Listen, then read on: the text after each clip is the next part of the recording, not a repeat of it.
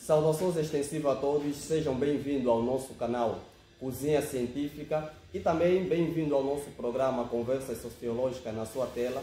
Atenção, estamos de volta depois de 2 meses de pausa em função de algumas falhas técnicas, mas felizmente estamos de volta e hoje, 31 de dezembro, vamos levar mais uma edição do referido programa, onde iremos efetuar uma retrospectiva do ano 2022. E em nossa companhia temos o sociólogo José Lourenço, ele que é formado em Sociologia pelo Instituto Superior Politécnico do Kazenga e terá todo o gosto em nos acompanhar nesta edição. Atenção, ele é o coordenador de Sociologia do Complexo Escolar Tocuista.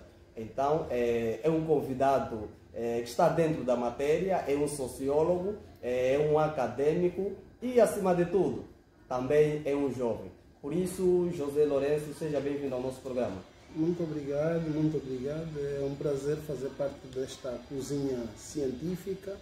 Então, vamos, em breve trecho, fazer a nossa apresentação formal, conforme já vos anunciaram. Eu sou formado em Sociologia, licenciado em Sociologia pelo Instituto Superior Politécnico do Kazenga. Tenho mestrado em Gestão, Desenvolvimento de Potencial Humano e Ambiente Empresarial, na especialidade de Gestão de Recursos Humanos, isto é, através da Universidade de Igor Semedo, e também atualmente estou a frequentar o curso de Direito numa outra universidade, cujo nome é Instituto Superior Politécnico de Olinda Rodrigues. Estarei aqui, não é, para fazer uma retrospectiva daquilo que foi o ano de 2000. Os assuntos mais pertinentes do ano 2022 e aqui ao mês de fevereiro nós temos como destaque a invasão russa à Ucrânia. Esta invasão que ocorreu no dia 23 de fevereiro, uma invasão que pendura até os dias atuais. Que apreciação é que o nosso convidado tem relativamente a este acontecimento? Bem, eu penso que o que se vive na arena internacional é nada mais, nada menos do que um teatro político-militar de duas forças beligerantes. Quando me refiro a duas forças beligerantes, falo nomeadamente da Rússia e dos Estados Unidos da América, porque esse conflito é um conflito bipolar, não é um conflito tecnicamente da Ucrânia. A Ucrânia, pura e simplesmente, considero como um peão. Peão por quê? Porque existe aqui a vontade daquilo que nós chamamos de vontade das soberanias, não é? Que deveria se respeitar esse princípio de soberania. E se vocês perceberem, nós temos uma organização que é a ONU, que existe para manter a paz mundial, mas em contrapartida, dois atores fundamentais, que é a América e a Rússia, fazem parte do mesmo Conselho de Segurança da ONU. E se perceberem, a América hoje está a fazer o que? Está a financiar quase boa parte do conflito da Ucrânia por uma razão muito simples. Por quê? Porque a América entende que a Ucrânia pressupõe um país estratégico que pode favorecer a posição da Europa, ou seja, a América entende que a Ucrânia deve fazer parte da OTAN, que é a Organização Militar do Tratado Norte, que coordena quase todas as operações militares, onde a América tem grande aceitação. Só que, em contrapartida, sendo a Ucrânia um país que está numa posição em que anterior era uma colônia das antigas repúblicas socialistas soviéticas, há essa intenção, então, de Vladimir Putin reclamar o seu posicionamento em função de um acordo que Putin uma vez já esclareceu, dizendo que o famoso Tratado Acordo de Minsk, que o acordo que tiveram com a Ucrânia é que a Ucrânia não aderisse à OTAN. Então está em causa aí a questão da vontade soberana de cada país. Cada país quer e deve firmar-se na arena internacional, cada país tem essa autonomia, mas em contrapartida pode-se dizer que isso é um conflito que volta e meia as repercussões são perversas. Perversas por quê? Porque nós temos a Rússia e a Ucrânia como grandes produtores de cereais para o mundo. E isso vai encarecer a vida das pessoas se não chegarem a um acordo. Porque eu penso que a nível das Nações Unidas, nesse caso a nível da ONU, deveriam sentar e achar um meio termo para ver se dão o fim deste conflito. Ou, se possível fosse, teríamos a mediação, não é, da Santa Sé, ou nesse caso a mediação do Papa atual, que poderia então sentar com as partes, não é, de formas a acalentar, porque sabem que as guerras trazem consequências nefásticas, não só a questão da paragem da produção dos cereais que alimenta o mundo, e assim também como os efeitos perversos como as questões migratórias, as questões de assistência e a distribuição, todas essas coisas. Então eu penso que a América e a Rússia deveriam sentar à mesma mesa através do seu Conselho de Segurança da ONU e intermediarem este conflito de maneiras que o mundo tenha a verdadeira paz da organização que eles mesmos criaram, porque senão não faz sentido eles criarem organizações onde eles não respeitam aquilo que eles mesmos criaram, a ideia que eles passam para o mundo. Bem, dizer que lamentavelmente as repercussões desta guerra transcendeu claramente a jurisdição da Europa, né? A título de exemplo, aqui em África também ressentimos, uma vez que o nosso convidado já fez menção desse aspecto, de que os dois países que encontram-se em conflito são grandes produtores, não só de cereais, mas também são potências noutros domínios. Por isso é que sentimos esse impacto, podemos assim considerar, na vida, sobretudo, dos africanos. O segundo ponto que nós preparamos para o dia de hoje recai ao mês de abril, as eleições presidenciais na França, onde o presidente foi reeleito, Emmanuel Macron, venceu a sua oponente. No primeiro turno teve uma vitória de 27% contra 23%, e no segundo turno obteve então 58% dos votos contra 41,8% da sua oponente. Esta vitória de Emmanuel Macron representa uma aceitação normal dos franceses, ou há aí um assunto em que podemos, ou seja, há um assunto em que o próprio presidente deve se preocupar relativamente a estes resultados que obteve nas eleições? Bem, eu penso que a maior preocupação que Emmanuel Macron deve preocupar-se, ou que a República Francesa deve preocupar-se, é a questão da sua posição estratégica a nível da política externa.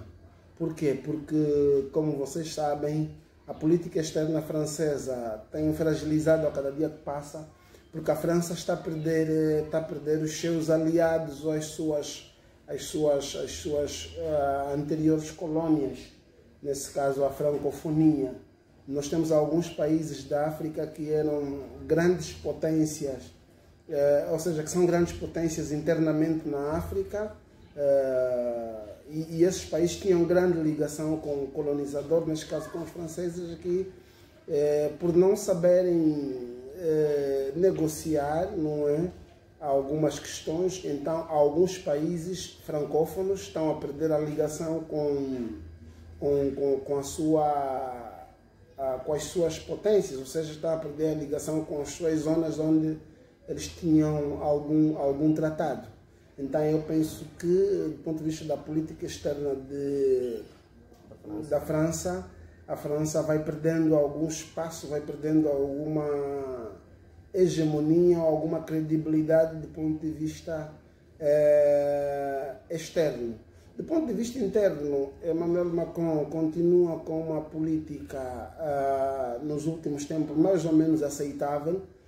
Anteriormente, no primeiro mandato, teve muitas dificuldades internas, nomeadamente as questões sindicais, como as manifestações, as greves dos taxistas e tantos outros mais, hoje dos coletes, como é que chamam, coletes amarelos, e assim por diante, que é uma coisa que Emmanuel Macron também conseguiu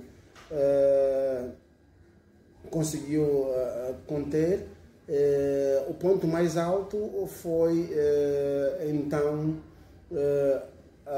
o grande marco, não é? Que o investimento que se fez a nível do desporto, e a França conseguiu então disputar uma final do Mundial que, do ponto de vista também da política externa, dá uma outra imagem para a França. Mas penso que os franceses não estão preparados ainda para aceitar uma presidente menina. É a razão que Le Pen também não conseguiu alcançar aquilo que se desejava, sendo a França o país das liberdades, mas acima de tudo também ainda existe uma minoria conservadora e que a todo custo decidiu reconduzir então Emmanuel Macron, que é uma das marcas invejáveis na política internacional enquanto jovem. Okay. Bem, para o mês de maio nós temos como destaque o desporto. Né?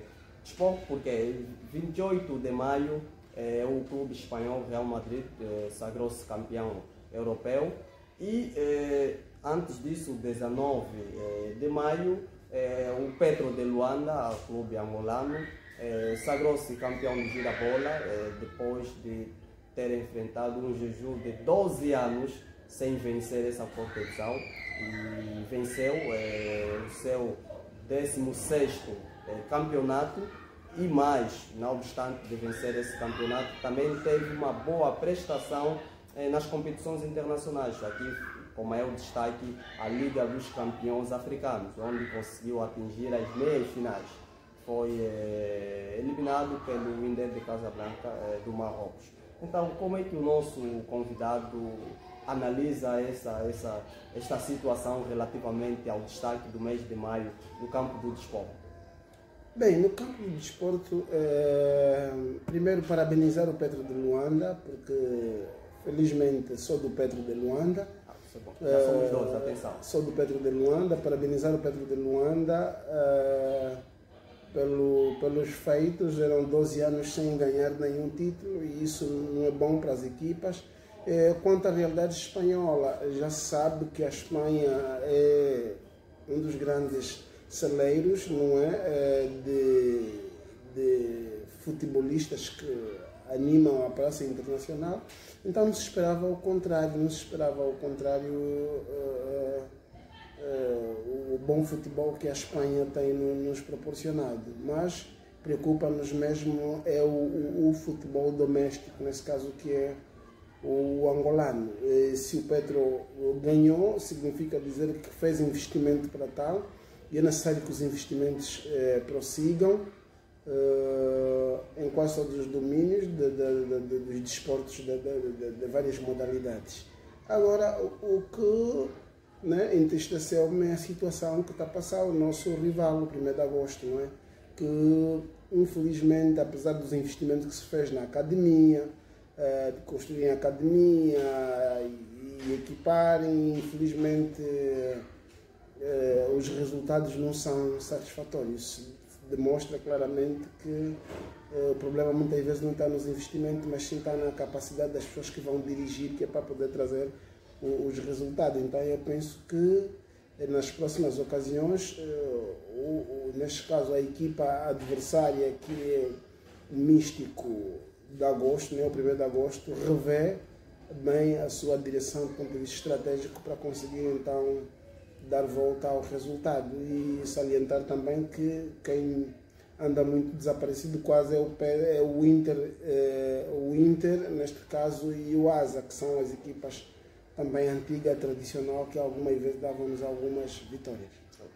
Bem, relativamente ao mês de julho, temos como destaque, no dia 7 do referido mês, o então primeiro-ministro britânico, Boris Johnson, renunciou o mandato, apresentando a sua carta de renúncia relativamente ao cargo.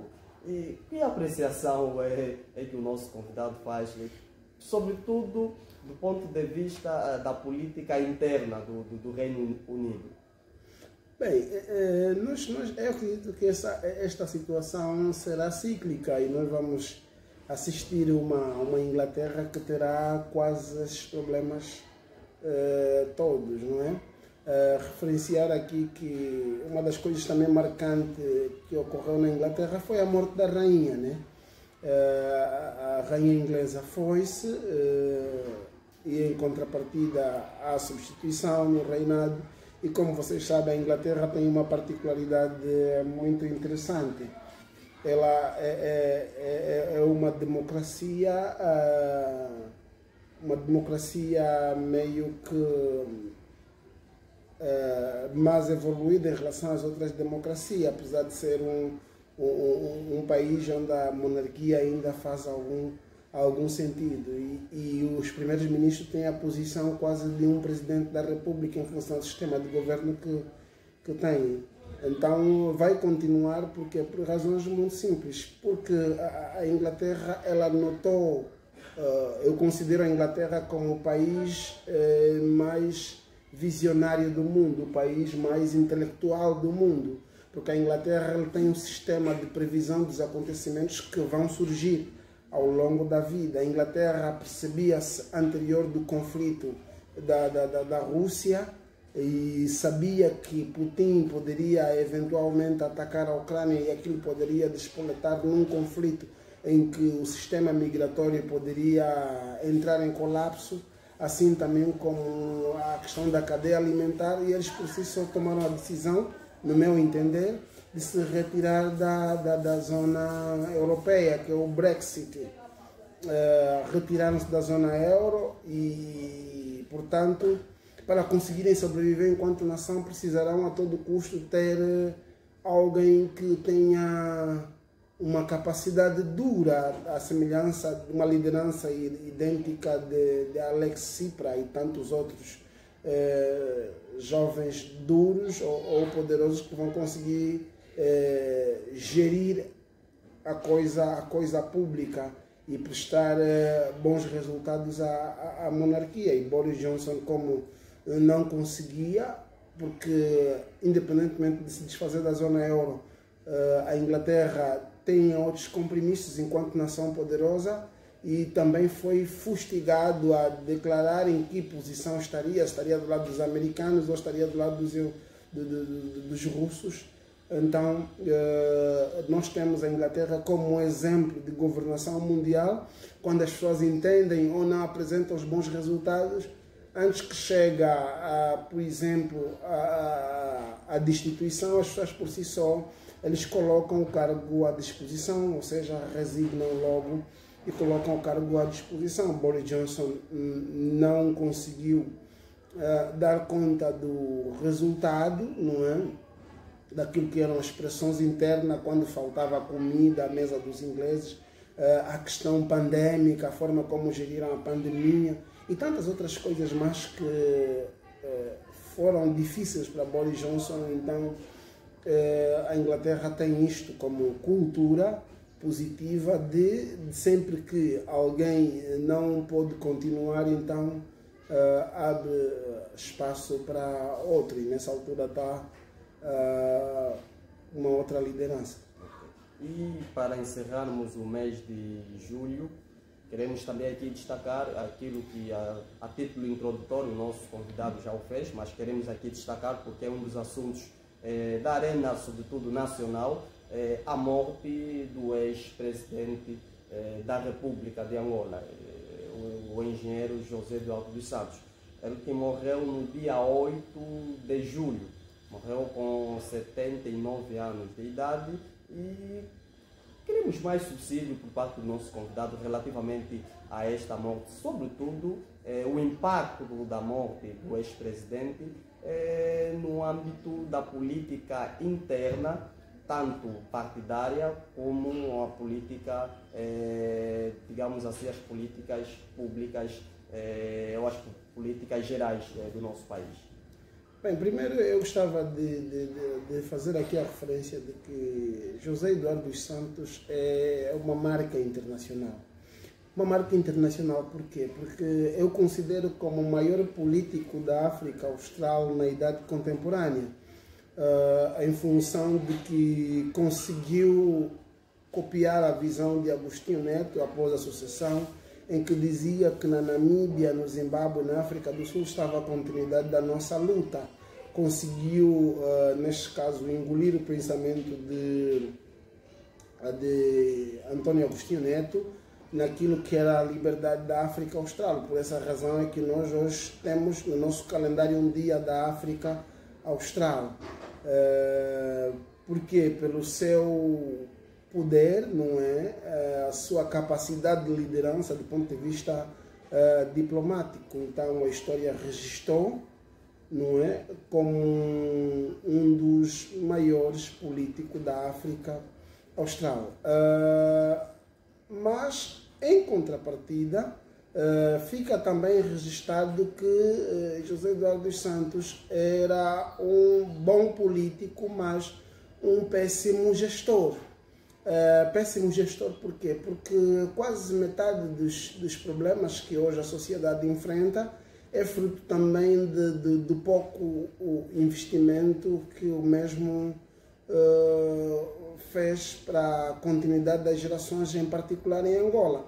Por isso é que eu fiz menção de que um presidente que não consegue criar um hospital geriátrico de forma patriótica e morrer no solo pátrio, a história vai lhe ter também como um dos lados negativos, porque não é bom que as lideranças políticas, nas últimas vezes em que têm que terminar os seus últimos dias de vida, eles acabam por perecer sempre em países fora.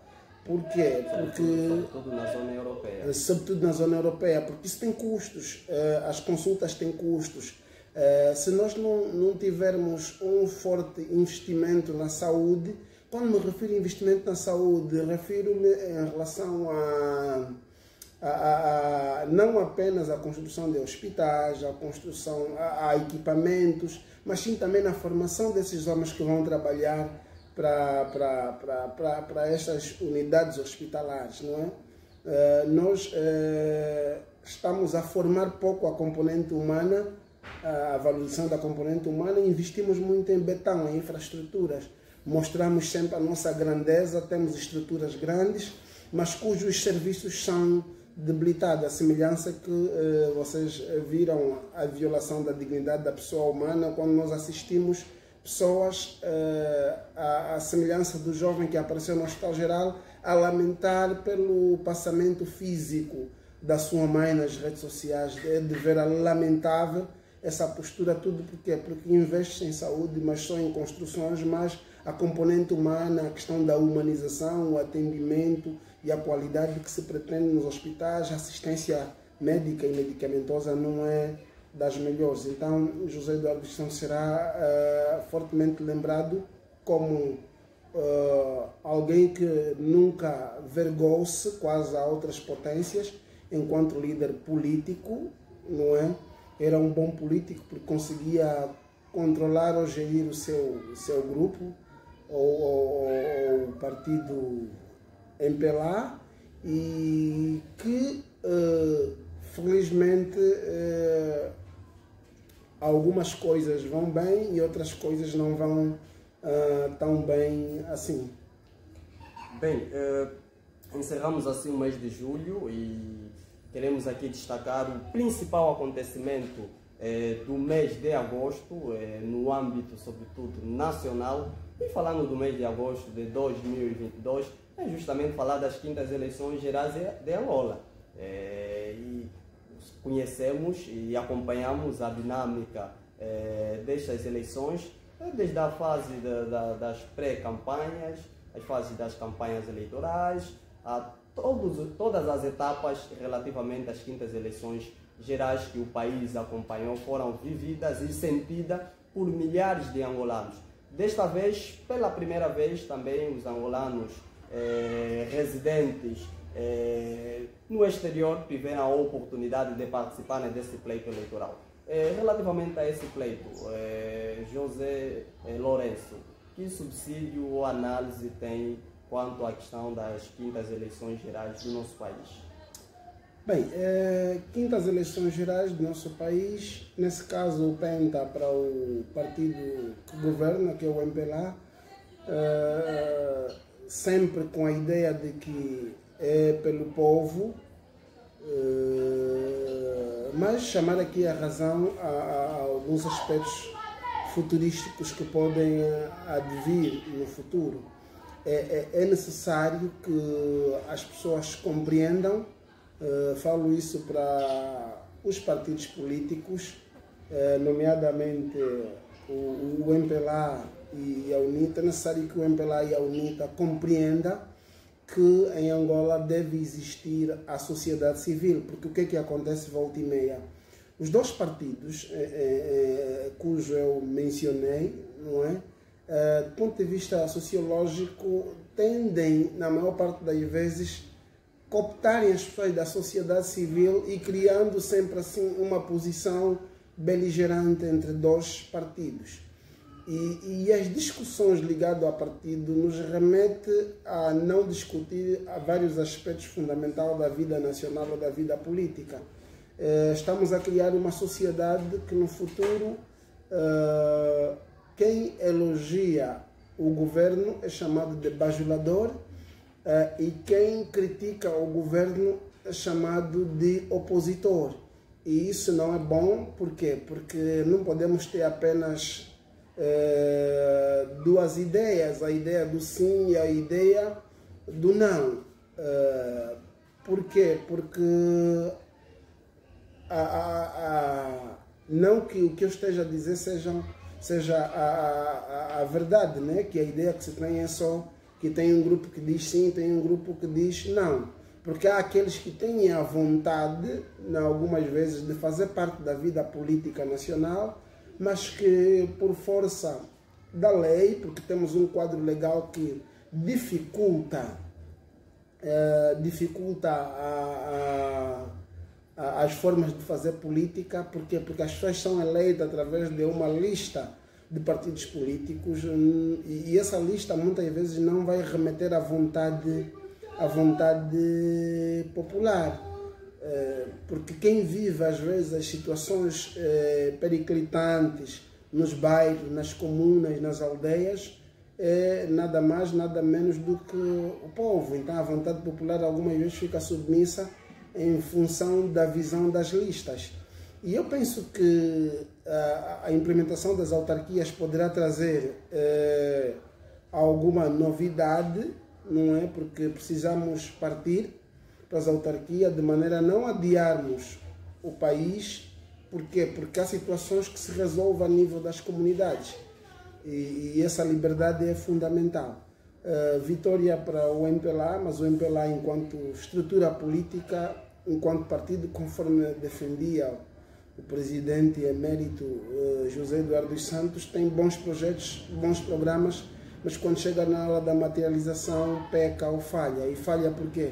Porque não existe continuidade algumas vezes dos projetos e porque também confia-se a coisa pública em pessoas que não têm um compromisso republicano, pessoas que vão lá com a ideia de que chegou a vez deles e pessoas que muitas vezes não são responsabilizados.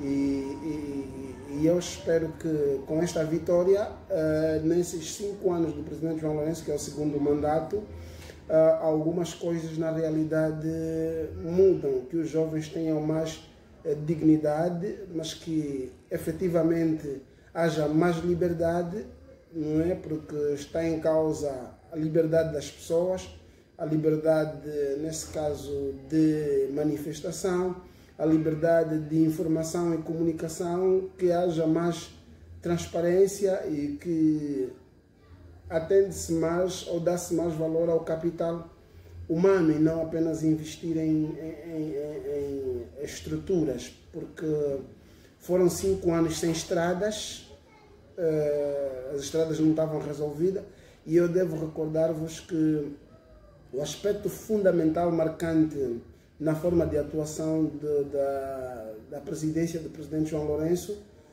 nos primeiros mandatos, ele começou a atacar aí onde o seu opositor começou a revelar as fragilidades. Quando me refiro ao opositor, me refiro a Adalberto Costa Júnior, que fez um vídeo de um filme nacional sobre as estradas de Angola antes do presidente João Lourenço chegar ao poder. Neste caso, ele despertou o outro lado ao partido que governa, nesse caso ao MPLA, fez um filme onde fizeram uma retrospectiva dos milhões que foram desviados, e na forma de combate à corrupção, o presidente João Lourenço, nota positiva, começou por atacar ali, quando responsabilizou as pessoas que estavam envolvidas, nesse caso, nos desvios das estradas milionárias. Houve repatriamento de capitais voluntários e coercivo no primeiro mandato,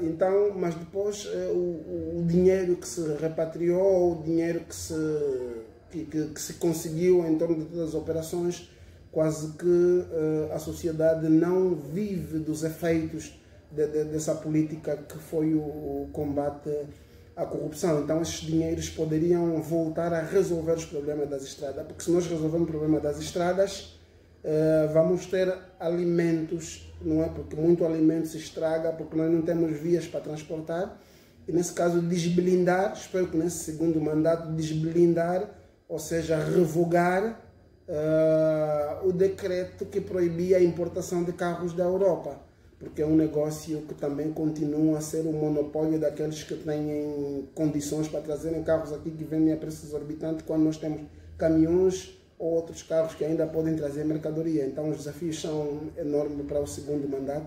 Para a oposição também os desafios são enormes. A oposição agora tentou criar aquilo que em sociologia chamamos a consciência coletiva. Do ponto de vista de solidariedade mecânica e orgânica, foi visível, onde vários atores se juntaram, nesse caso a sociedade civil e os partidos políticos, e o projeto para já, que seria um partido político que não conseguiu, tendo em conta que Abel Chivukuvuko é nada mais nada menos do que um dos maiores animais políticos na Praça Nacional. Então, mas infelizmente bom para o MPLA, ou melhor para o MPLA conseguiu então dar volta, e não foi desta que poderíamos ter uma geringonça. Bem, ainda dentro do pleito eleitoral 2022, queremos aqui destacar que estas foram as eleições que, do ponto de vista legal, foram muito contestadas. Contestada porque no âmbito dos partidos políticos concorrentes, queremos aqui destacar os partidos na oposição, se não 3 remeteram processo até o TC, o Tribunal Constitucional, reclamando dos resultados ora divulgados pela CNE. E algumas delas, ou alguns deste mesmo partido, remeteram provas, provas essas que, segundo o diferimento do Tribunal Constitucional, que todos nós acompanhamos, algumas não eram legíveis, e o tratamento acabou, segundo o resultado ditado então pelo Tribunal Constitucional. Outro sim, também houve contestação naquilo que é dentro da sociedade civil, era visível as contestações relativamente ao resultado desse pleito eleitoral. E ainda um dado curioso: pela primeira vez o partido no poder perdeu a capital do país, Luanda, neste caso. Queremos aqui, em poucas palavras, que o nosso convidado faça uma breve apreciação, desde as contestações da sociedade civil e dos partidos concorrentes, até a a perda da maior capital. praça política nacional, que é então a província de Luanda.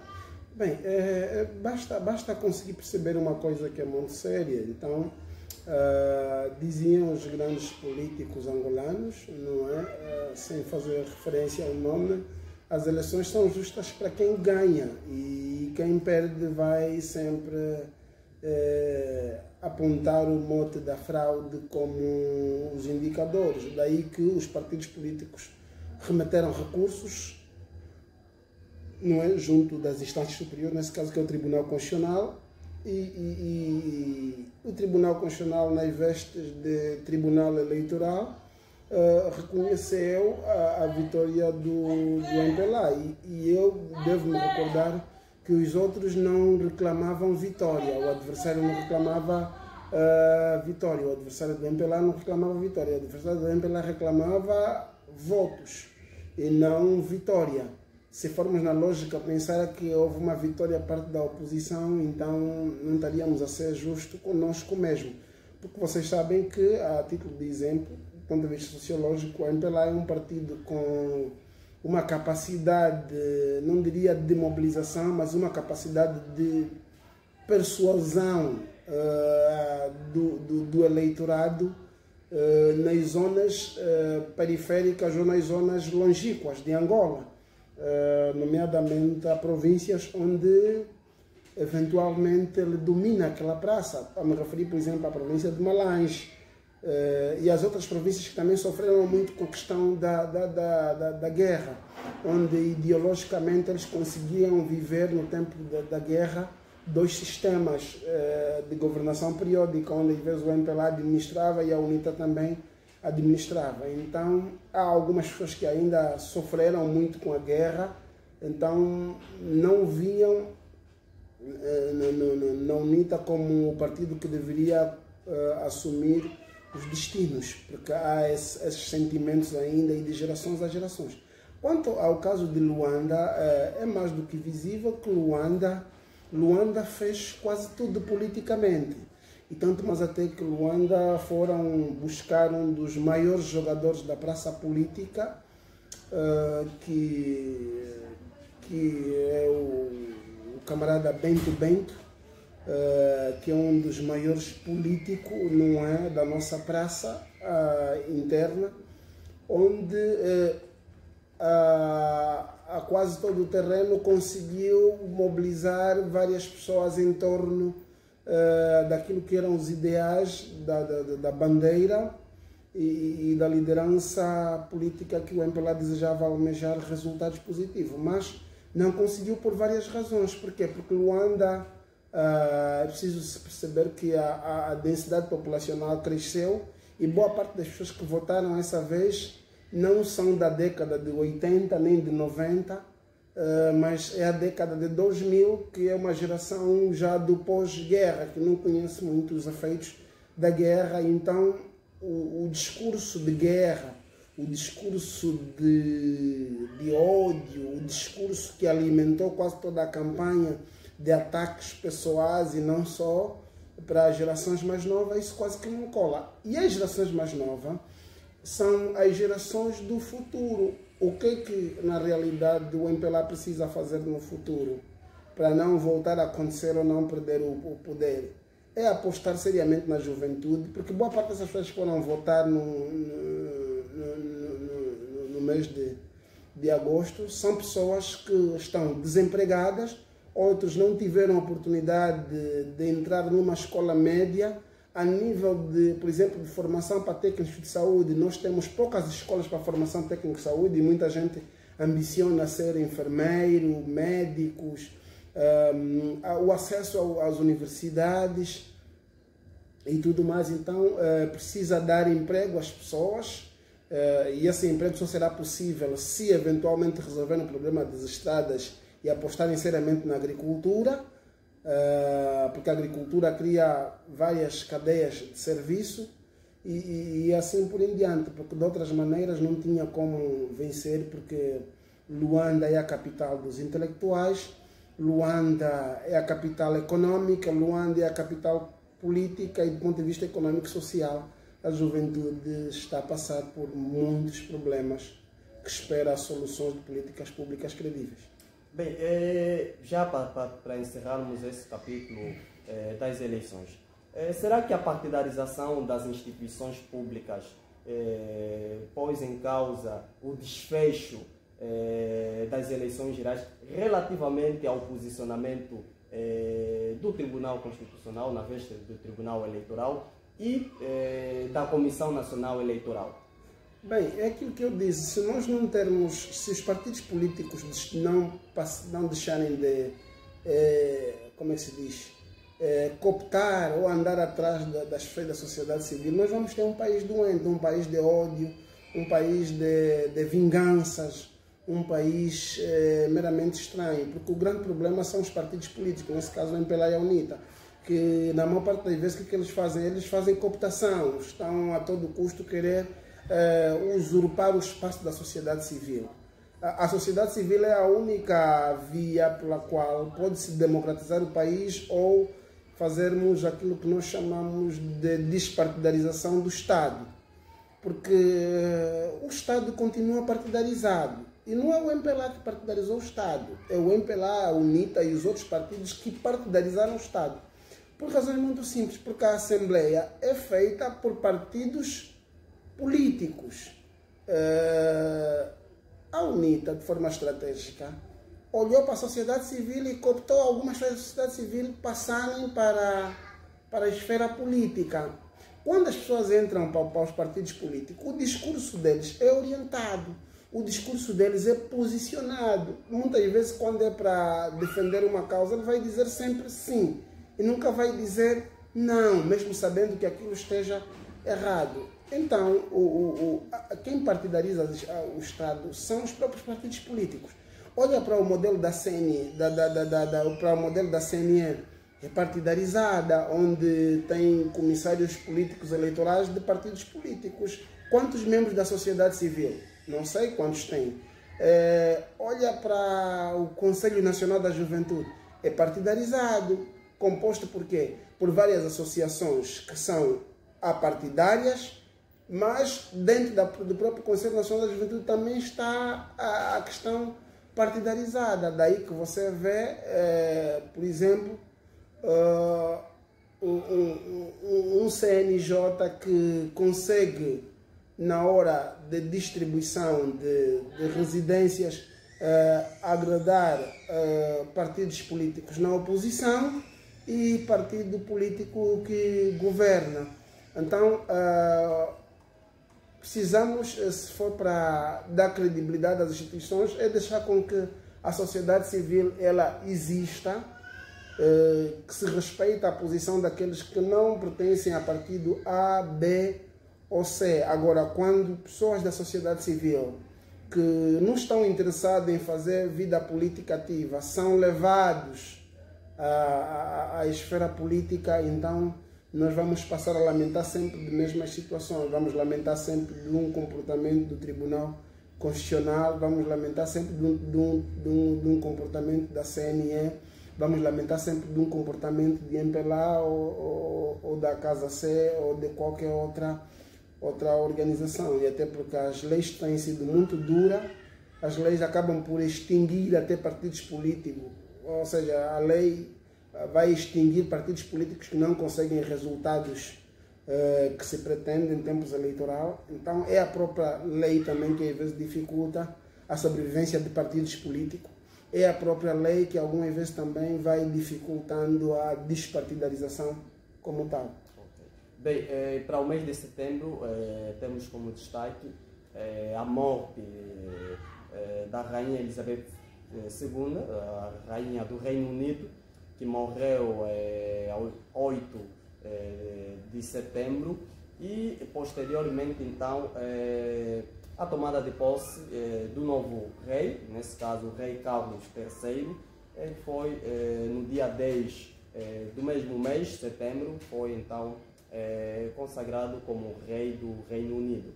Em poucas palavras, o nosso convidado poderia dar algum subsídio relativamente a essa transição. Aquilo que eu disse, aquilo é linhagem, é uma monarquia, então cumpriu-se apenas aquilo que já está instituído lá enquanto nação inglesa, não é? Foi duro perder, não é? A rainha da Inglaterra, duro, porque as pessoas quanto mais idade têm, mais sabedoria também têm, mais experiência também têm para passar para as outras gerações, mas penso que o rei dará continuidade e precisará a todo custo respeitar as outras nações e valorizar fundamentalmente as nações africanas, coisa que a Inglaterra já faz desde há muito tempo, porque foi a Inglaterra que aboliu o tráfico de escravo. A Inglaterra foi o berço da industrialização através do surgimento da máquina e tantas outras coisas. Então a Inglaterra precisa ter um rei que vai manter esta posição e valorizar fundamentalmente a visão africana, porque é da África onde saem os maiores cérebros que algumas vezes dão continuidade a várias invenções no mundo e a várias situações. Daí que sabem também que a Europa tem essa dificuldade da multiplicação das gerações, então não ao racismo, não às várias formas de discriminação, e estamos necessariamente obrigados a coabitar. Olharmos bem naquilo que é a inclusão social. Bem, para o mês de outubro temos como destaque as eleições gerais no Brasil. Eleições essas que marcaram pela, podemos assim considerar, pela volta do ex-presidente Lula da Silva, que foi eleito para, nesse caso, terá o terceiro mandato, uma vez que o então presidente Jair Bolsonaro saiu como principal derrotado nessas eleições. Eleições essas que foram marcadas por 2 turnos. No primeiro turno, os 2 principais candidatos obteram um resultado favorável, e no segundo turno, então, Lula da Silva obteve 50% dos resultados dos votos e assim consagrou-se então como principal vencedor dessas eleições. Que subsídio é que o nosso convidado possa nos apresentar relativamente ao pleito eleitoral dos nossos irmãos da América do Sul? Bem, conforme eu tenho já avançado várias vezes que nas redes sociais, que depois de Vladimir Putin e a referência que fiz a Eduardo dos Santos, a outra marca presidencial para mim no mundo é Lula da Silva. E devo recordar que quando Lula da Silva estava a ser injustiçado a nível internacional, houve uma comoção em que falávamos de forma aberta nas redes sociais, e não só, que a Lava Jato era uma fraude. Fizeram tudo para ver se acabassem com Lula da Silva. E Lula teve uma trajetória idêntica de Mandela. Apesar de que Mandela ficou mais tempo na cadeia, mas Lula saiu da cadeia, provou a inocência e ganhou as eleições com muita convicção. É a prova de que o poder popular muitas vezes representa ainda algum dado para questões eleitorais. E não conheço no planeta Terra até agora um presidente na dimensão de Lula que com menos nível de escolaridade conseguiu retirar o Brasil da linha da pobreza enquanto liderava o Brasil. E Lula volta agora. E outro aspecto marcante nas eleições brasileiras é o discurso de Bolsonaro em dizer que não aceitava quase os resultados porque não confiava nas urnas. E são essas mesmas urnas que elegeram o Bolsonaro. Quer dizer, as urnas que lhe elegeram depois passaram a ser as urnas que não eram as urnas verdadeiras. Então nós temos essa questão meramente visível, que quando alguém ganha, ele mostra satisfação, e quando alguém perde, mostra insatisfação ou quer achar culpados pela sua derrota. Mas foi uma vitória sofrível também para Lula, porque tinha que disputar no segundo turno. E eu penso que Lula da Silva deverá saber posicionar-se, porque vai governar com outros partidos, mas venceu o PT. Venceu o PT porque Lula é petista. Então Lula da Silva deverá saber posicionar-se, uma vez que boa parte dos aliados com quem algumas vezes governou, alguns já não fazem parte do mundo dos vivos. Devo-me referir aqui a Hugo Chávez e tantos outros, assim como o presidente Fidel e tantas outras pessoas que de forma direta ou indireta apoiavam Lula. Ele deve virar mais para a África também, não é? A cooperação com a África, trazer outros atores para a arena internacional, internacionalizar as empresas brasileiras de maneiras a ter fundos, não é? Através de programas que ele mesmo bem domina, que são os programas de aceleração econômica, o PAC, que é para ele poder dar volta ao resultado e trazer a felicidade para o mais desfavorecido, acabar com as desigualdades, dar mais oportunidades. Um dos acontecimentos marcantes, no dia 10 de novembro, o país acordou, podemos assim considerar, triste pela morte de um dos grandes músicos de Angola, um dos ícones do estilo musical Kuduro. Estamos aqui a falar particularmente do Nagrelha Buslamba, um músico, podemos assim considerar, com uma aceitação não só nas massas, mas também na sociedade em geral. E com a morte deste mesmo músico, observamos o cenário que vivemos naquele dia. Qual é a apreciação que o nosso convidado faz relativamente a este acontecimento do dia 10 de novembro? Bem, eu penso que a morte de Gelson Caio Mendes não é uma morte como de qualquer um ator, tendo em conta que ele era a pessoa que mais animava os espetáculos musicais, sempre que ia à festa, animava os atos políticos de massa, não é, do partido MPLA, e julgo eu que a figura dele é quase incontornável para a questão cultural de Angola, na medida em que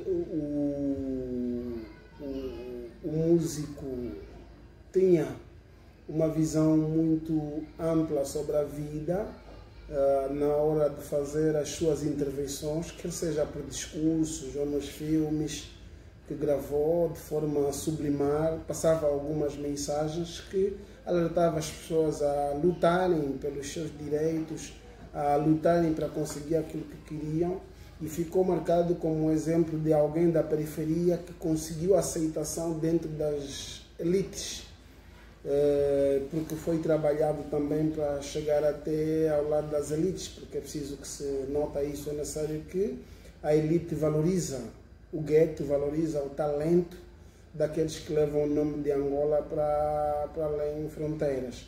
O outro aspecto negativo é a forma como ele vivia, porque ele vivia de forma muito acelerada, reprovável também, não é? A forma de viver, não é? Daí chamar a atenção à juventude, da forma como a gente vive, consumo excessivo de álcool, consumo de estupefaciente e tantos outros aspectos que não era abonatório para a dimensão em que ele vivia, mas como referência foi um músico que convencia uma boa franja da sociedade através da influência da música. Alguns viram a música como forma de abster-se de comportamentos desviantes, como aquela das teorias do médio alcance, como comportamentos marginais, nesse caso abandonaram, esta vida. Teve família, foi um pai que sabia honrar a sua família acima de tudo, e para o Sambizanga ele é uma marca e vai continuar a ser uma marca para o Sambizanga e para Angola também. Bem, e finalmente chegamos então ao mês de dezembro, e para o mês de dezembro, uma vez que o mês de dezembro ainda não terminou, estamos no dia 31 do referido mês, mas os principais destaques que a nossa linha editorial preparou para o mês de dezembro: de um lado temos o campeonato do mundo de futebol, vamos aqui a falar o Mundial do Qatar, Mundial esse que no dia 18 do mês de dezembro viu então a Argentina sagrar-se campeã do mundo 36 anos depois. E este é um Mundial que, pela primeira vez, obtivemos uma participação positiva dos representantes africanos, das 5 nações que representaram o nosso continente no Mundial, tiveram-se bem. Também esse é um Mundial em que teve a participação de delegações africanas do ponto de vista da arbitragem. Marcaram-se as suas presenças e particularmente tivemos a presença mais uma vez de um dos árbitros nacionais que fez o seu trabalho, como se tem dito, fez o trabalho de casa. Então, que apreciação é que o nosso convidado faz relativamente ao Mundial do Qatar? E também aqui queremos já relacionar com também um dos assuntos ligados ao mundo do desporto, que é a morte do então rei do futebol mundial, Pelé, que lamentavelmente no dia 29 do mês em curso viu então a sua vida chegar ao fim. Que apreciação podemos aqui obter? Bem, primeiro é que o Mundial costuma ser quase muito extensivo, leva muitos anos para se realizar o Mundial. Esse é um aspecto muito negativo que deveriam repensar. A outra questão é que deveriam também repensar o número de participações africanas, porque são poucas equipas africanas que participam do Mundial, em comparação às outras equipas. Outro aspecto também precisa se repensar é voltarmos a dar mais atenção para a África, porque só uma vez a África realizou o Mundial, que era na África do Sul, e isso também é algo que deve se levar em consideração, porque as pessoas julgam muitos aspectos ligados à segurança e tudo mais, mas se a Europa e a América ou a Ásia não virem investir para a África, então o mundo vai continuar a ser visto de maneira negativa, que alguns se sentem superiores do que os outros, porque essa é a visão que as pessoas olham o mundo. Aspecto positivo é que a equipa africana conseguiu chegar nos quartos de finais. Isso é um dos aspectos muito positivos. Nas meias finais, ou seja, nesse caso o Marrocos. Marrocos conseguiu chegar nas meias finais. Da França. E as pessoas têm sempre essa tendência a começarem a denegrir que Marrocos não é africano, porque tem um pensamento que não é africano. Nós não somos culpados se os outros não pensam de forma acelerada, porque nós também não podemos ficar presos no tempo e no espaço. Então Marrocos investiu para tal, tem ambições, e eu penso que as outras nações africanas também devem fazer o mesmo, investir para tal, para dignificar o nome do continente. Porque se formos a ver, a próxima vez que tiverem que realizar o Mundial, vão realizar no Marrocos, claro, porque Marrocos tem estrutura, Marrocos quase que não tem guerra, e a condição climática, social e não só, também favorece. Então eu penso que os presidentes africanos deveriam pensar nisso também, porque o desporto é uma das questões que leva à aceitação das pessoas, não é? Então, está de parabéns à Argentina, e lamentavelmente a França perdeu, lutou muito para alcançar, mas não foi desta. Parabéns ao Lionel Messi, porque é merecido, não é? qualquer um gostaria de levar um campeonato do mundo, não é fácil. E para finalizar, então, a morte de Pelé, que é o rei do futebol, porque eu penso que o rei estava à espera apenas que o Mundial terminasse e para ele também despedir-se, né? Esperamos nós que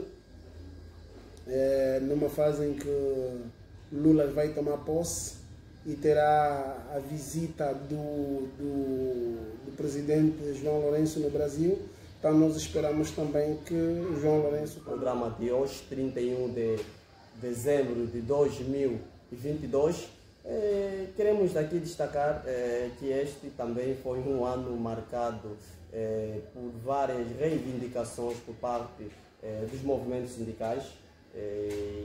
A título de exemplos, acompanhamos as greves no Ministério da Educação, dos funcionários do Ministério da Educação, aqui como é o destaque, a greve do Simprof, no Ministério do Ensino Superior, por parte do Simpese.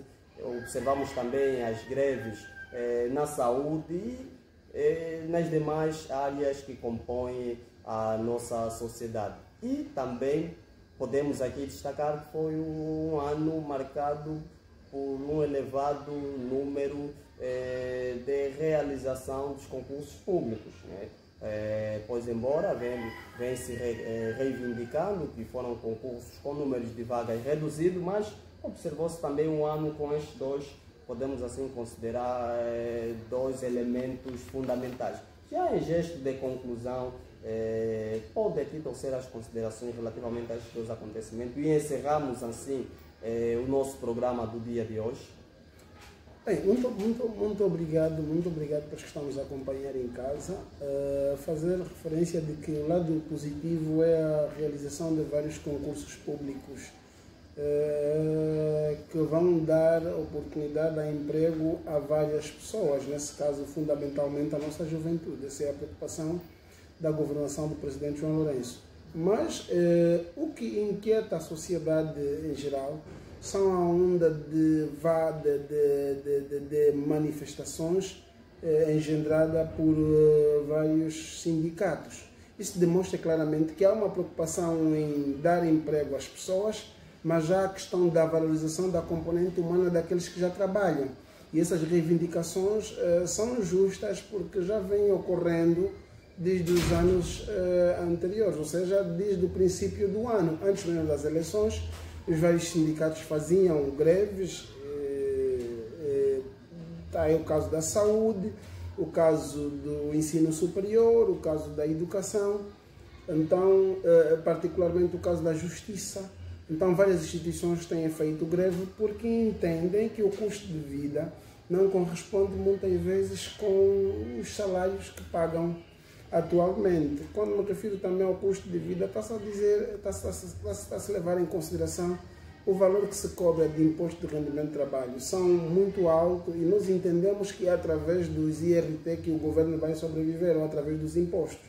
Mas o governo está a fazer uma política externa positiva, não é? A governação do João Lourenço está a ser uma política externa positiva, marcada pelo pagamento das suas dívidas, dos seus compromissos internacionais, mas internamente a situação continua sofrível. Os funcionários quase não têm capacidade nenhuma de subsistência. Há uma série de subsídios que são dados de forma discriminada, de forma diferenciada. Isso leva a uma questão de insatisfação. Título de exemplo, a educação recebe um subsídio menos de 60%, quando outros ministérios recebem um subsídio acima de 60%. E tantas outras questões pontuais. É positivo quando vão empregar as pessoas, é positivo abrir em concurso público, mas também é negativo quando não se valoriza a massa que trabalha, fundamentalmente o Ministério da Educação, por razões muito simples, porque é considerado como setor administrativo quase não produtivo. Eu não entendo esse termo não produtivo, porque não se pode... As pessoas que fazem a máquina funcionar certamente tiveram acompanhamento e instruções da educação. Se não se investir na educação, se não se investir na educação em quase todos os sistemas, e até porque o Presidente da República, João Lourenço, defendeu claramente há alguns anos atrás que a reforma precisa ser revista. Então não basta falarmos apenas, é necessário que se coloque em prática aquilo que a gente fala quando diz que vai investir mais na educação e na saúde. Então precisa de facto também valorizar. Não é apenas investimento para aumentar os quadros no setor em função do número de infraestruturas, mas também a valorização desses quadros de maneira que as pessoas não imigram, porque boa parte dos professores que dão lá na universidade, no ensino público, eles estão a imigrar e é uma massa pensante. Depois o Estado vai acabar por ficar com aqueles que quase não pensam, os que fazem mais confusão, aqueles que às vezes até brigam, discutem, mas nem sabem quais são as razões que os levam à rua, porque não têm liderança, não têm nada. Então o país não pode perder com quadros com essa visão de imigrar. Bem, o nosso convidado, José Lourenço, sociólogo, também coordenador de Sociologia do Complexo Escolar Tocuista. Agradecemos pela aceitação do nosso convite, por nos brindar num programa super especial, porque é um programa onde efetuamos uma retrospectiva dos principais acontecimentos de 2022. Você que também está nos acompanhando, está de parabéns por ter nos acompanhado desde o princípio. E para todos aqueles que ainda não estão subscritos no nosso canal, faça a sua subscrição, ative o sininho para que possas então receber todas as notificações relativamente aos vídeos que a gente passar a publicar. Aos nossos irmãos brasileiros, o nosso sentimento de pesar, particularmente a família do Rei Pelé, os nossos sentimentos, e de forma geral a todos os seguidores, sobretudo angolanos. Hoje é 31, vamos comemorar com moderação, atenção, que trata-se simplesmente de questões cronológicas, né? Vamos sair de um ano e entraremos em 2023, mas queremos que todo mundo entre com responsabilidade, irmandade e a saúde acima de tudo, porque sem a saúde seremos indivíduos não produtivos. Por isso, fiquem ligados, estamos juntos. Nosso convidado, se tem uma saudação especial, esse é o momento antes de fecharmos então o referido programa. Ok, muito obrigado para todos que estavam a nos acompanhar aí em casa, a nível nacional e internacional, com bastante prazer, de forma prática. Estaremos sempre aqui, reiteradas vezes, disposto a contribuir pela sociedade e levar a visão aos jovens que no próximo ano dediquem-se mais à formação, ao trabalho digno, ao trabalho honesto e às suas famílias. E mandar abraços particularmente para Isabel, minha esposa, e meus filhos, e meus colegas da universidade, meus colegas do mestrado, do Gregório Semedo e tantos outros, meus estudantes particularmente do Complexo Escolar Tocuista. A minha diretora Isabel, nesse caso a Celeste Isabel Martins Vicente Panzo, Garcia Luieia, Gonçalo Baltazar e especialmente a toda a minha família e ao Vitumbaca. Okay. Nós é que agradecemos por esse privilégio que temos recebido e, sobretudo, atenção, né? Fomos recebidos na residência do nosso convidado. Esse é um dado fundamental. Esse programa está sendo emitido a partir da residência do nosso convidado. Por isso, fiquem ligados ao canal Cozinha Científica, fiquem ligados ao nosso programa Conversa Sociológica na sua tela. 2023 ainda teremos mais.